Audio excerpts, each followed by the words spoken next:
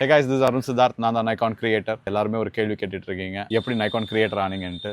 He's our கருப்பி. இங்க பாருங்க, கருப்பி இங்க யோ போலாம்.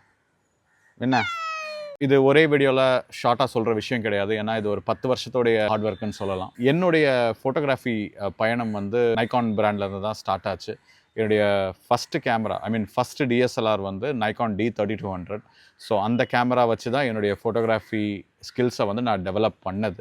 கொஞ்ச நாள் கழித்து ஒரு அப்கிரேட் தேவைப்பட்டுச்சு. ஸோ அந்த டைமில் வந்து நான் நைகான் D5300 கேமரா வாங்கினேன். ஸோ அந்த கேமராவில் ஒரு 2 வருஷம் எக்ஸ்ப்ளோர் பண்ணேன் ஃபோட்டோகிராஃபி. கொஞ்ச நாள் கழித்து ஃபோட்டோகிராஃபியில் ஃபுல் டைம் வரணும்னு நம்ம ஒரு ஸ்டெப் எடுத்தோம்.